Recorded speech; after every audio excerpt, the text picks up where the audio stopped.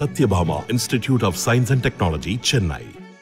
Satyabhama Institute of Science and Technology, Chennai.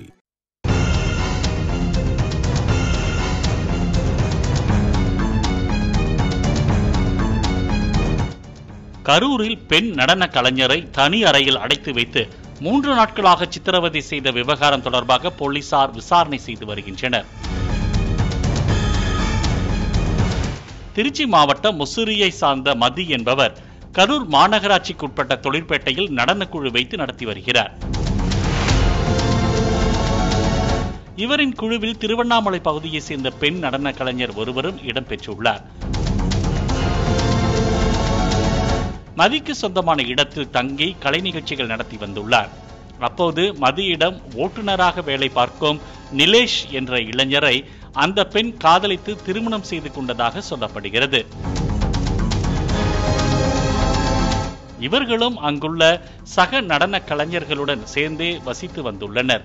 கடந்த சில தினங்களுக்கு முன்பு மதியின் வீட்டில் இருந்த தங்க நகைகள் காணாமல் போயுள்ளது. இதனை பெண் நடன கலைஞர் திருடியதாக சந்தேகம் எழுந்துள்ளது. இதையடுத்து அவரை தனி அறையில் 3 நாட்களாக அடைத்து வைத்து தாக்கியுள்ளனர். 3 நாளா ஒரு ரூம்ல வச்சு அடிச்சாக்கண்ணா கட்சியில உள்ள பெரிய ஆள்கிட்ட போக மாட்டேன், அந்த மாதிரி பொண்ணு கிடையாது, வில்லேஜ்க்குலாம் தெரிஞ்சா பிரச்சனை ஆயிடும், பிரிக்க பார்த்தீங்கன்னு சொன்னேன். நான் இது சொன்னனால நகையை திருடிட்டேன்னு என் மேலே பழி போட்டு 3 நாள் அடித்தாங்க. காலை எடுத்து வைக்க முடியலன்னு நான் எப்படி என்ன டான்ஸ் பண்ணுவேன். அந்த பெண்ணின் ஆடைகளை களைந்து பார்த்ததாக தெரிகிறது.